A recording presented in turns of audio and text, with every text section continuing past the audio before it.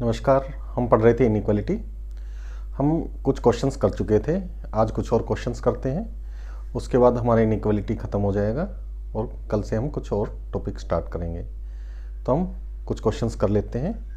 तो आज का हमारा पहला क्वेश्चन है,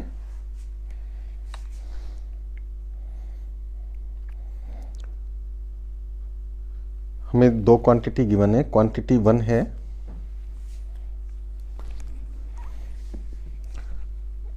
present age of father.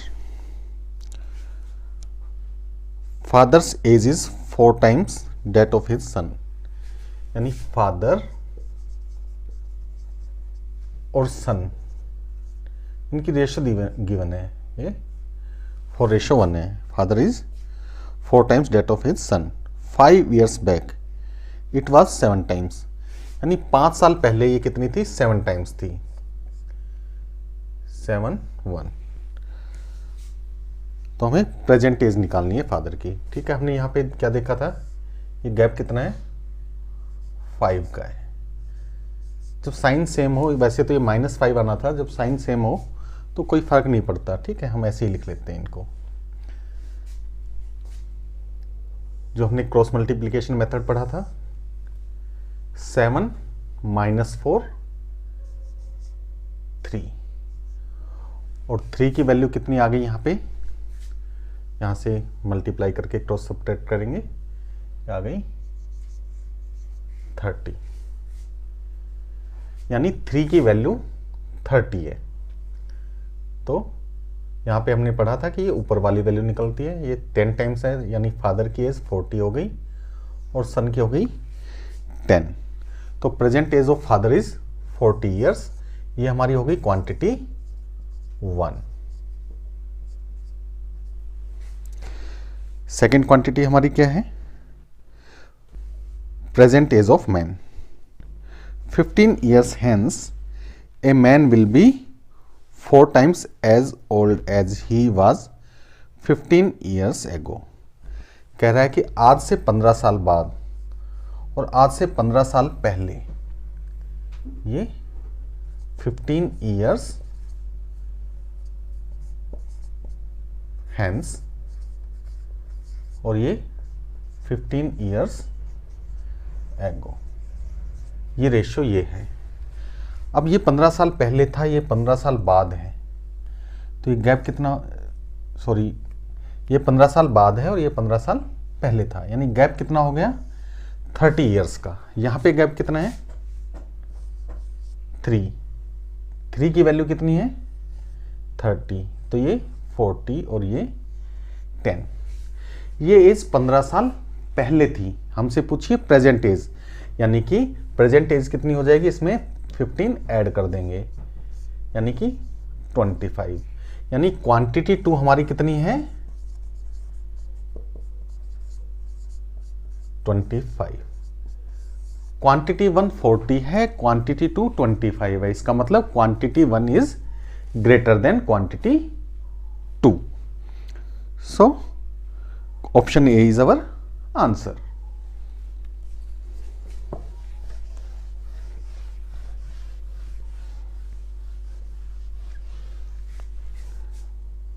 Next question, quantity 1 है एज ऑफ मदर। क्वेश्चन में क्या है? If the age of Smiti is 1/7 of her mother's age. यानी स्मिति और उसकी मदर की एज का रेशो दिया हुआ है। क्या दिया हुआ है? 1:7। And after 5 years Smiti age will be 12 years। यानी अब से 5 साल बाद स्मिति 12 साल की होगी।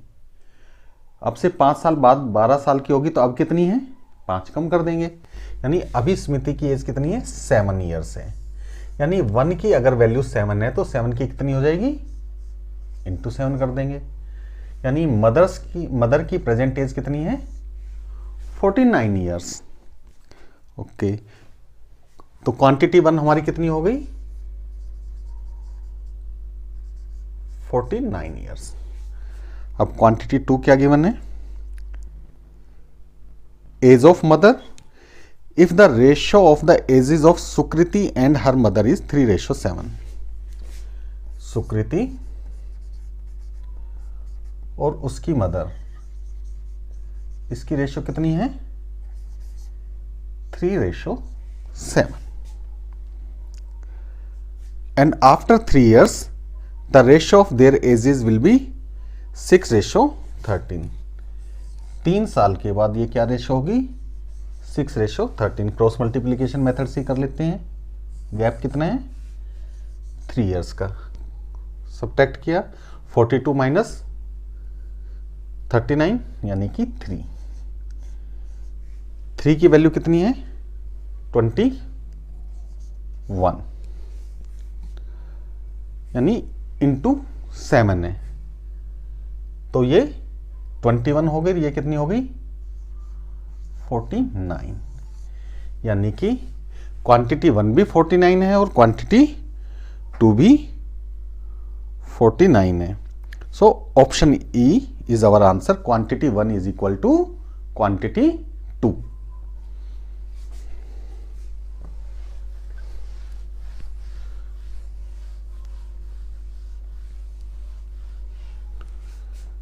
ओके, नेक्स्ट क्वेश्चन है हमारा. हमें 2 क्वाड्रेटिक इक्वेशन दी हुई है. पहली इक्वेशन क्या है? 3x² plus 29x plus 56 is equal to 0. Quantity 2 क्या है? 2y² plus 15y plus 25 is equal to 0. ठीक है, हम इसको सॉल्व कर लेते हैं अपने फैक्टर मेथड से. देखो 56 इंटू 3, हमें इसके ऐसे फैक्टर बनाने हैं कि ये इनका सम 29 आ जाए. 56 इंटू 3, इनको ब्रेक किया हमने, 8 इंटू 7 इंटू 3 कर दिया. 21 और 8 29 होता है, यानी हमारे फैक्टर हो गए 21 एंड 8. तो हमने क्या पढ़ा था? बड़े वाला पहले लिख लिया 21, छोटे वाला बाद में लिख लिया 8. फिर हमने देखा यहाँ पे प्लस का साइन है, यानी हमारे दोनों साइन चेंज होंगे. तो पहले वाला प्लस था वो माइनस हो गया, दूसरे वाला भी प्लस था वो माइनस हो गया. और हमें क्या करना है? इससे 3 से डिवाइड कर देना है. तो ये वैल्यू हमारी आ गई -7. x is equal to -7 and -8/3. Approximate देखें तो 2.66 अप्रोक्सीमेटली. ठीक है, y निकालते हैं. 25 इंटू 2 50 होता है, 10 5 50 होता है. 10 और 5 हमारे आ गए. तो हमने 10 को पहले लिखा, 5 को बाद में लिखा. देखो प्लस का साइन था, दोनों साइन चेंज हुए, दोनों माइनस हो गए, 2 से डिवाइड हो गया. ये हो गया -5 एंड -2.5. अब यहां पे हम कंपेयर करते हैं. यहां पे x -7 है, यहां पे y -5 है, यानी y जो है x से बड़ा है. यहां पे भी y x से बड़ा है. लेकिन यहां पे हम देखें तो ये देखो x y से बड़ा आ गया,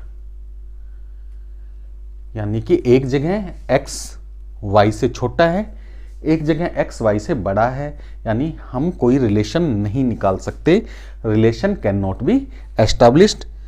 सो option E is our answer. Relationship between x and y can not be established.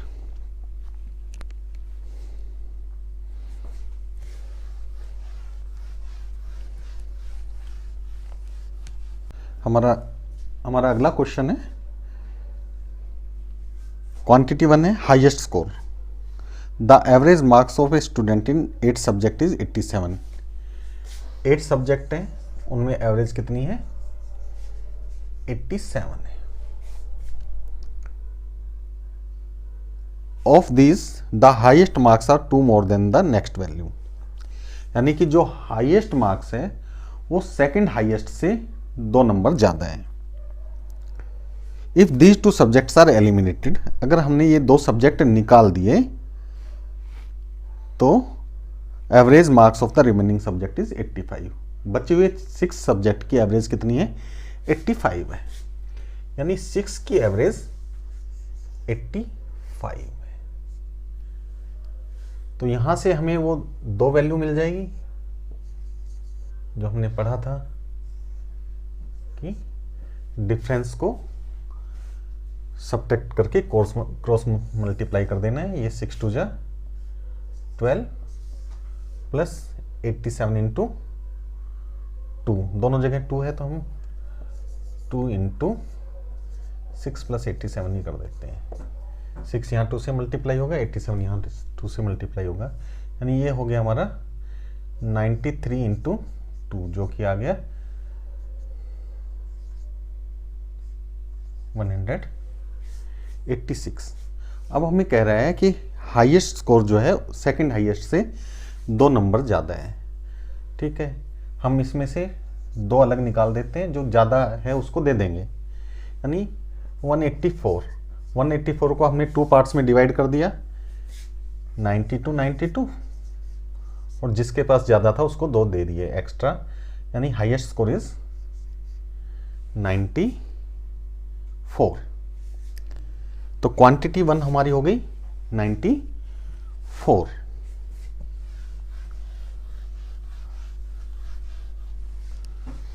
Quantity 1 94।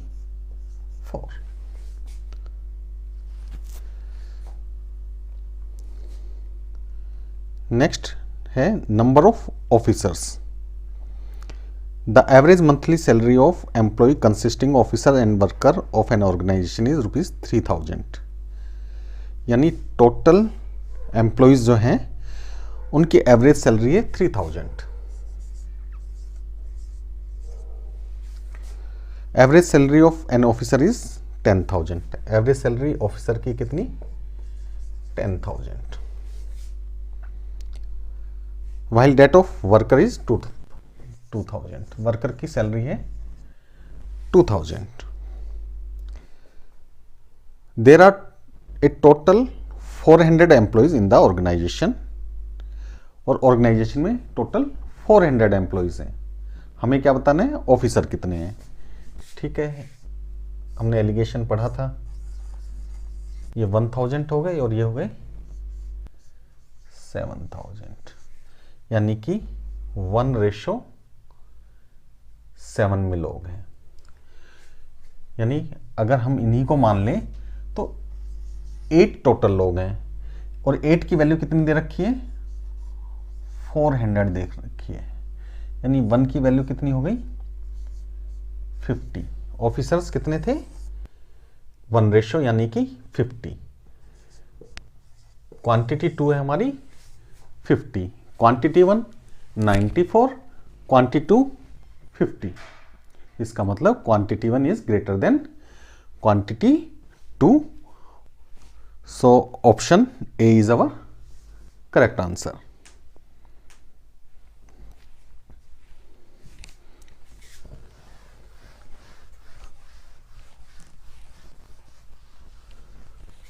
हमारा नेक्स्ट क्वेश्चन है, the average weight of 70, quantity 1 है, the average weight of 17 students in A school is 37.5 kilogram. एक school है जिसमें 17 student का average कितना है? 37.5। 17 का एवरेज है 37.5।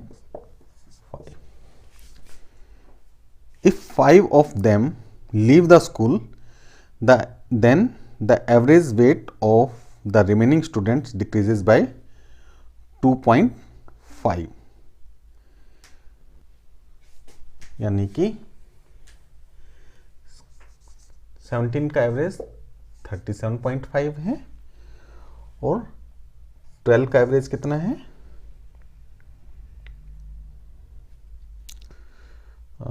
2.5 रिड्यूस कर दिया, यानी 35। What was the average weight of 5 students who left the school. यहाँ पे डायरेक्ट एवरेज पूछा है तो हम एलिगेशन से निकालेंगे तो ये ज़्यादा जल्दी निकल जाएगा। ठीक है,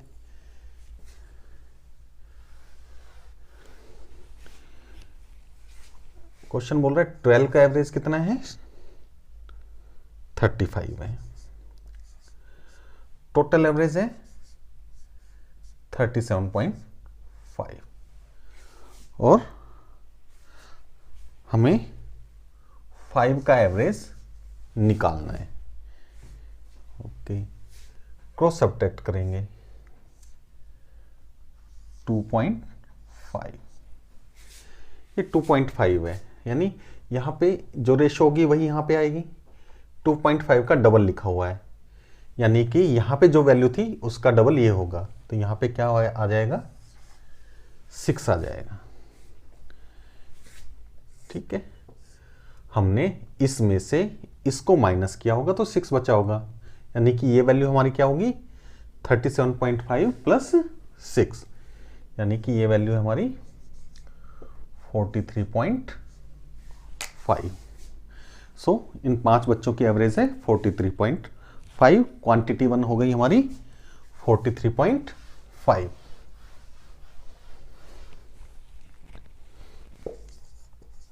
quantity 1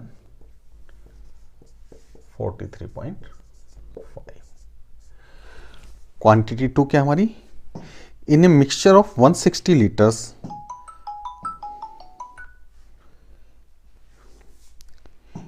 in a mixture of 160 liters milk of water solution, the concentration of milk is 60%.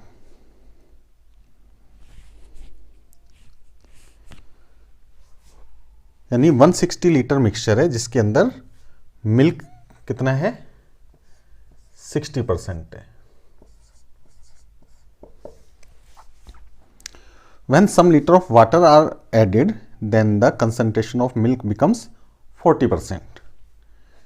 कुछ वाटर हमने ऐड कर दिया तो मिल्क का कंसंट्रेशन कितना हो गया, 40% हो गया। What is the numerical value of water added in the mixture? यहाँ पे मिल्क 60% है, यहाँ पे मिल्क 40% है। हमने क्या किया है, वाटर ऐड किया, यानी कि हम कहें तो मिल्क हमने 0% ऐड किया है। तो हम इनकी रेशो निकाल देते हैं, सॉरी क्रॉस सब्ट्रैक्ट करके एलिगेशन मेथड से निकाल देते हैं। तो ये 40 और ये 20। 40 की वैल्यू 160 गिवन है, यानी 4 टाइम्स है, तो ये वैल्यू भी 4 टाइम्स हो जाएगी, यानी कि 80 लीटर। हमने वाटर कितना ऐड किया है, 80 लीटर ऐड किया है। क्वांटिटी 1 43.5, क्वांटिटी 2 80, यानी कि quantity 2 is greater than quantity 1, या हम कहें quantity 1 is less than quantity 2। So option C is our answer. तो हमने लगभग इनइक्वालिटी के सब टाइप के क्वेश्चंस डिस्कस कर लिए हैं जो आजकल बैंकिंग एग्जाम में पूछे जाते हैं। तो कल हम कोई नया टॉपिक करेंगे। अगर आपको पसंद आ रहा हो तो मेरे चैनल को सब्सक्राइब करें और वीडियो को लाइक और शेयर करें। Till then good bye.